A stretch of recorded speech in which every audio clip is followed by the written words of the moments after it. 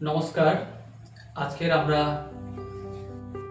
Hand balancing posture অর্থাৎ হাতের উপরে ভর করে একাধিক অভ্যাস দেখব, যেগুলো খুব সহজ সরলভাবে আবাল বৃদ্ধ বনিতা আয়ত্তে আনতে পারে। একেবারে ছোটরা, একেবারে বড়রাও এই অভ্যাসগুলো আয়ত্তে আনতে পারে। প্রথমে দেখব উত্থিত পদ্মাসন। পদ্মাসন করবেন, তারপরে সেটাকে মাটি ছাড়িয়ে ওপরে তুলবেন। উত্থিত পদ্মাসন। এক্ষেত্রে খেয়াল রাখতে হয় দুটো পায়ের গোড়ালি কাছাকাছি হতে হবে, হাঁটু যেন মেঝেতে থাকে, আর এই পায়ের পাতা থাই মাসেলসের ভিতরে থাকবে। এবারে হাত থাকলো কোমরের দুপাশে, হাতের তালু সমান্তরালে থাকতে হবে, আর একটু পিছিয়ে রাখতে পারলে ভালো হয়। বডির সোজা যেন হাত থাকতে পারে সেদিকে সচেতন থাকতে হয়। তোলো এবারে বল। ওপরে যখন উঠেছে তখন এই কোমর থেকে পা এটা কিন্তু ভূমি সমান্তরাল হতে হবে। কারো হাঁটু উঠে থাকে, কারো হাঁটু নেমে থাকে। বডির পাশেই যেন হাত থাকে সেদিকে সচেতন হতে হবে। লুকিং ফরওয়ার্ড, সামনের দিকে হতে হবে। ঠিক আছে, নামিয়ে দিই। পরবর্তী আসন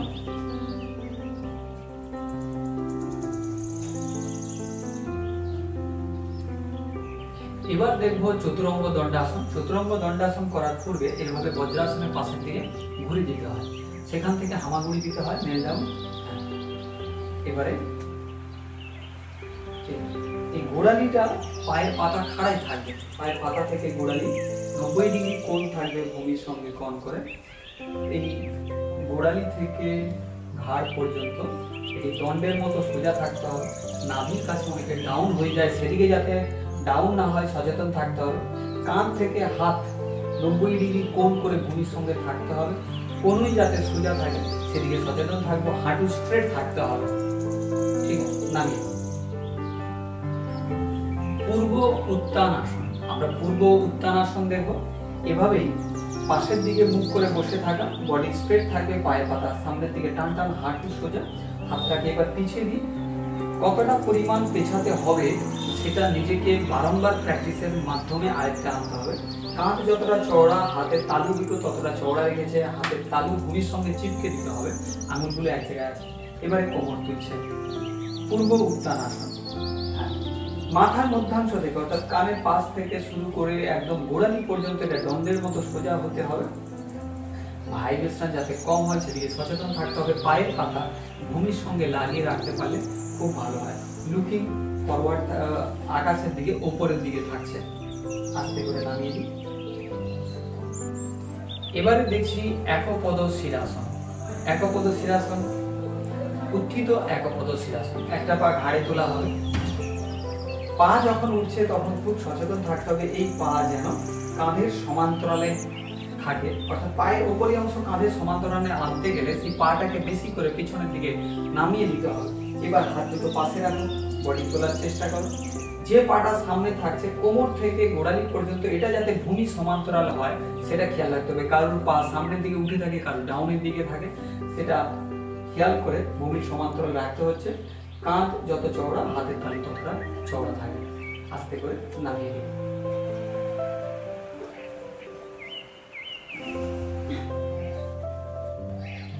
এবারে দেখব সরল বকাসন। সরল বকাসন বসে যাব প্রথমে তো মালাসনের মতো, উবু হয়ে বসে গেলাম। এবারে হাত দুটো আস্তে করে ভেতরে দাও, হাত দুটো ভেতরে। হাত কাঁধের সমান্তরালে থাকতে পারলে ভালো, সেই জন্য খুব বেশি দূরে রাখবো না, কাঁধের সমান্তরালে রাখতে হবে। ছোটরা এটা না বুঝলে তাকে সেই আইডিয়াটা করিয়ে দিতে হবে বারংবার। এই পা কাঁধের কাছাকাছি থাকতে পারলে ভালো হয়। এবার পা দুটো মাটি থেকে আলতো করে তুলে নেওয়া, খুব সহজ সরল ভাবে এটা করা যায়। সামনের দিকে তাকানো থাকবে, চেস্ট একটু টান টান করে থাকতে পারলে খুব ভালো হয়। দীর্ঘ সময় ধরে এই অভ্যাস আয়ত্তে আনতে পারলে হাতের উপরে ভর করে অন্যান্য আসন আয়ত্তে আনতে খুব সহজ হবে। এই অভ্যাস খুব সহজ, তাই এটাকে একটু বেশি করে আয়ত্তে আনতে আগ্রহ করুন। নামিয়ে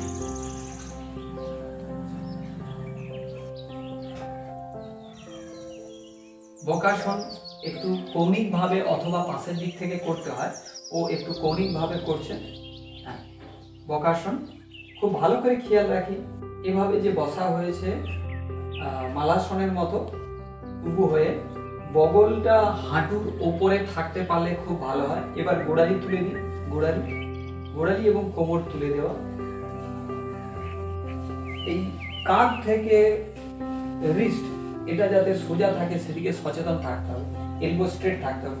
প্রথম প্রথম কারো কোনোই ভাঁজ হতে থাকে, সেটা স্বাভাবিক, কিন্তু পরবর্তী সময় যাতে কোনোই সোজা হয় সেটা খুব সচেতন থাকতে হবে। মুখ একটু বেশি করে তুলে রাখতে পারলেই ভালো হয়। পা যদি এভাবে ভূমি সমান্তরাল হতে পারে তো খুব ভালো হয়। হাঁটু যত বগলের কাছাকাছি হবে তত এই আসন আয়ত্তে আনতে খুব সুবিধা হবে, দেখতেও ভালো হবে। আস্তে করে নামিয়ে দাও।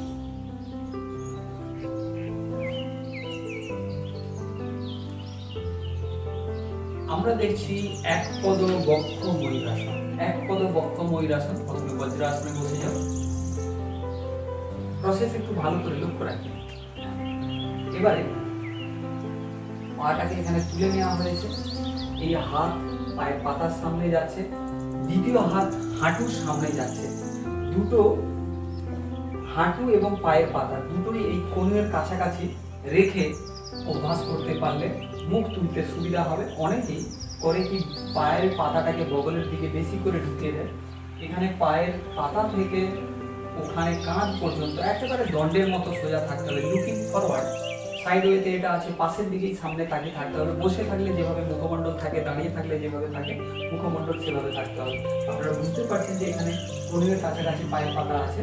আস্তে করে নামিয়ে দাও।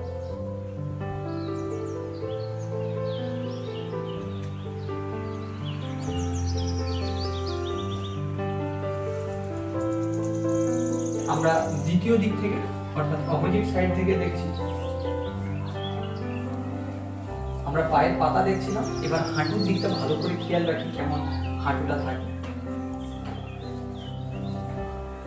বারংবার অভ্যাস করতে হবে।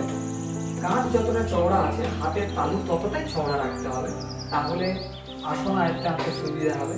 কৌডিন্য আসনের মতো কাঁধটাকে নামিয়ে নিতে হবে আর বডি ভূমি সমান্তরাল থাকতে হবে। ঠিক আছে, ছেড়ে দাও।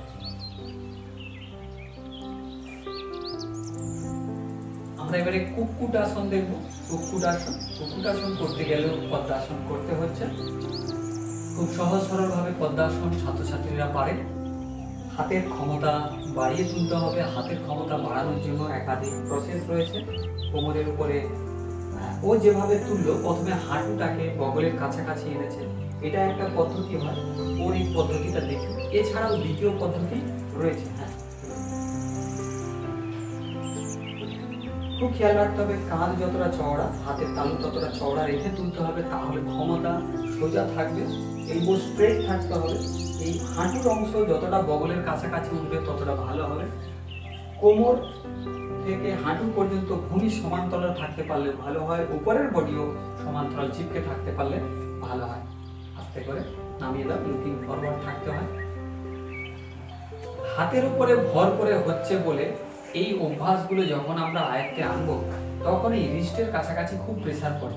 সেজন্য আমাকে এই রিস্ট রোটেশন, মানে যিনি অভ্যাস করবেন তাকে এইভাবে রিস্ট রোটেশন একটু করে নিতে হবে।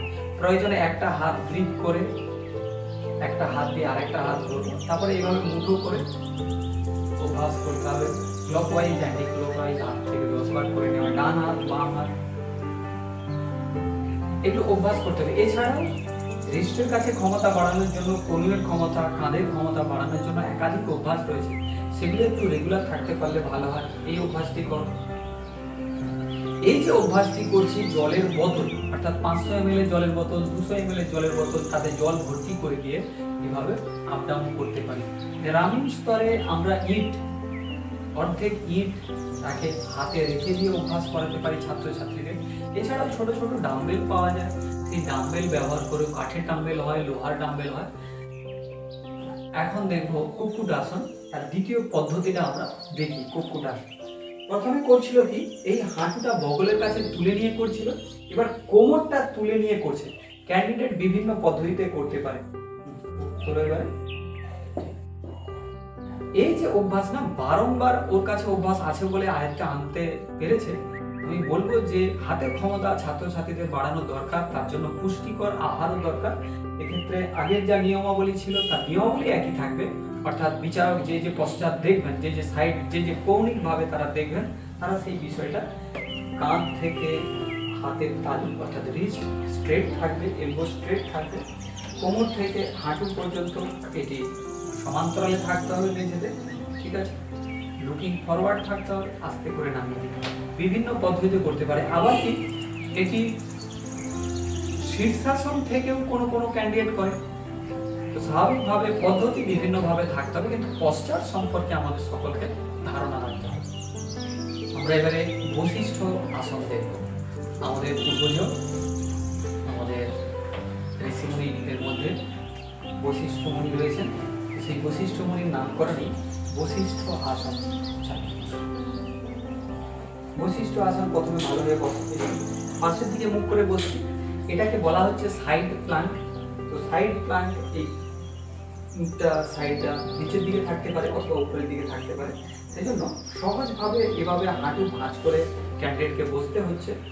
হাত এমনভাবে বিন্যাস থাকছে, হাতের আঙুল বাইরের দিকে, ওইদিকে বাড়িয়ে দাও, হ্যাঁ বাইরের দিকে ওজনটাকে নিতে হবে। হাতের তালু এবং পায়ের পাতার উপরে ভর করে এই আসনটি হবে, এটাকে ব্যালেন্স করে করতে হচ্ছে।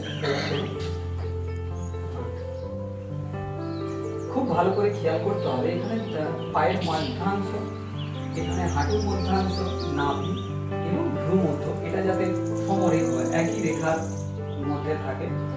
নিচের রিস্ট এবং উপরের রিস্ট এটাও যাতে সোজা থাকে, সেটার দিকে খেয়াল রাখতে হবে। বডিতে ভাইব্রেশন যাতে কম হয়, সেটার দিকে খুব সচেতন থাকতে হবে। আস্তে করে না,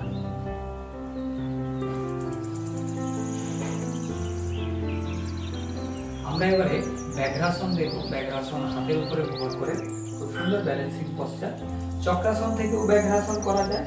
আর সহজ সরলভাবে ও যেভাবে করছে খুব ভালো করে সচেতন থাকতে হবে। এই হাতের পাতা অর্থাৎ মধ্যাংশ থেকে মধ্য অঙ্গুলি থেকে কোনই পর্যন্ত যাতে স্ট্রেট থাকে সেদিকে সচেতন থাকতে হবে। এবারে কোমরটা একটু বেশি করে তুলে রাখি, পাটা একটু সামনের দিকে আনে। পাটা অনেকে করে কি দূরে রাখে, সেক্ষেত্রে বডি তুলতে খুব অসুবিধা হয়। পাটা এইভাবে কোমর তুলে থাকতে হবে। এবার পা তুলে, এই অভ্যাস থাকা চাই। কাঁধ একটু তোলা ভাব রাখতে হবে, দুটো পায়ের বুড়ো আঙুল কাছাকাছি, সেটাকে টাইট এবং হাঁটুটাকে স্ট্রেট রাখার চেষ্টা করতে হবে, ঠিক আছে। এটা হচ্ছে ব্যাঘ্রাসন। ওর ভাইব্রেশন হলেও চেষ্টা করতে হবে যাতে ভাইব্রেশন না হয়, সেদিকে সচেতন থাকতে হবে। সামনের দিকে তাকিয়ে থাকতে হবে। পা যে এতটা ঝুলে যাচ্ছে, এতটা ঝুললে চলবে না। মাথা অর্থাৎ কপালের সোজা করে পায়ের পাতাটা থাকতে হবে। আস্তে করে নামিয়ে দিন। যারা খুবই এক্সপার্ট তারা চক্রাসন থেকে ব্যাঘ্রাসন আয়ত্তে আনে। সামনে ঝুঁকে যাবে একটু। যখনই ব্যাক বেন্ডিং পশ্চার করা হয় তখন ফরওয়ার্ড বেন্ডিং পশ্চার একবার করে নিতে পারলে খুব ভালো হয়। আমরা চক্রাসন থেকে ব্যাঘ্রাসন দেখব।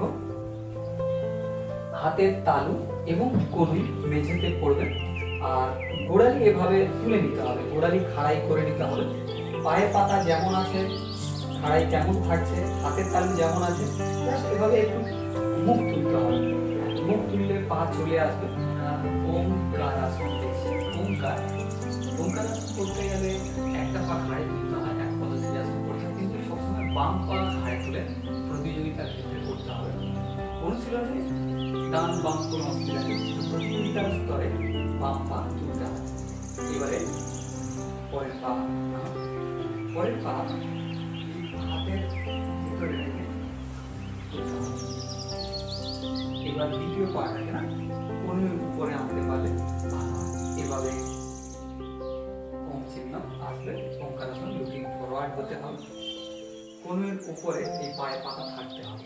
কাঁধ যতটা চওড়া, হাত ততটা চওড়া, এই হিসাবে ওমকার আসন। উপরের পা আরো পেছনের দিকে নামতে পারলে খুব ভালো হয়। আস্তে করে নামতে হবে। আমরা কৌলিন্য আসন দেখছি। কৌলিন্য আসন একটু পা গ্যাপ করে নিতে হয়, কিন্তু প্র্যাকটিসের উপরে নির্ভর করে যে কতটা গ্যাপ থাকবে। প্র্যাকটিসের উপরে নির্ভর করে হাতের দূরত্ব রাখতে হয়। হাতের তালু যাতে সমান্তরালে থাকে সেদিকে খেয়াল রাখতে হয়। চালু করো। এখানে সচেতন থাকতে হবে, কোনোই দুটো যতটা চওড়া থাকে হাতের তালু ততটা চওড়া থাকলে তাহলে দেখতে ভালো লাগে। হাঁটু স্ট্রেট থাকবে, চেস্ট ভূমির সঙ্গে সমান্তরাল, লুকিংটা ফরওয়ার্ড হতে হবে, তাহলে খুব ভালো হবে। পিঠ যত ভূমি সমান্তরালে থাকতে পারে খুব ভালো। আস্তে করে ছেড়ে আমরা এবারে মহিলাসন দেখবো। মহিলাসন হাতের উপর ভর করে খুবই আসন হজম ক্ষমতা বাড়াতে ময়ূরাসন খুব সাহায্য করে। প্রথমে বজ্রাসনে বসতে হয়, এবার তুমি তোমার মতো করে প্রসেস করো। ক্যান্ডিডকে নিজের পরিস্থিতি অনুসারে এই আসন অভ্যাস করতে হয়। বিভিন্নভাবে ময়ূরাসন করা যায়, ওর মতো করে করেছে। পশ্চাৎ যেটাকে খেয়াল রাখা, কান থেকে পা যাতে স্ট্রেট থাকে, হাঁটু যাতে স্ট্রেট থাকে সেদিকে সচেতন থাকতে হয়। কনুইটা নাভির কাছাকাছি থাকবে, মুখ লুকিং ফরওয়ার্ড হতে হবে। আস্তে করেছে।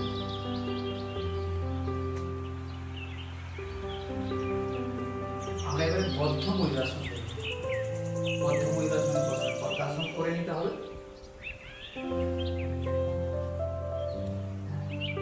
এবারে কনুইটা নাভির দুপাশে রেখে বদ্ধ ময়ূরাসন, ময়ূরাসন এবং বদ্ধ ময়ূরাসন উভয় ক্ষেত্রে কনুইটা নাভির দুপাশে হাতের টানু ওপেন থাকবে, মানে গ্যাপ থাকবে, কিন্তু আরেকটু হাঁটু করতে পারলে খুবই ভালো হয়।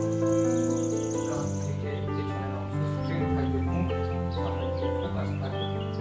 আমরা উত্থিত তীর্থিভাসন দিচ্ছি। উত্থিত তীর্থিভাসন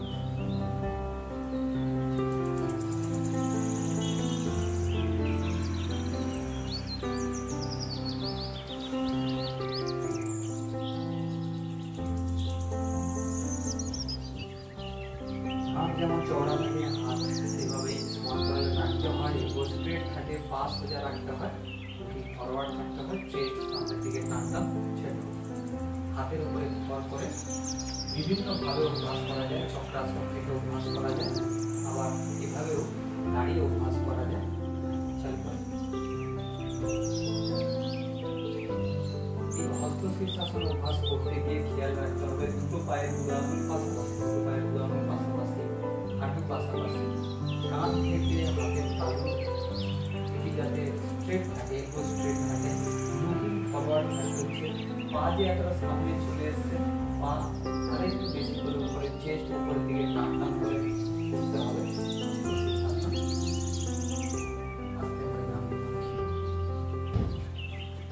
আমরা এবারে অষ্টবক্রাসন দেখছি। অষ্টবক্রাসন প্রথমে ভালো করে দেখি, হাঁটু আরেকটু সামনের দিকে পায়ে দিবি, এভাবে হাঁটু ভাঁজ করে থাকছে।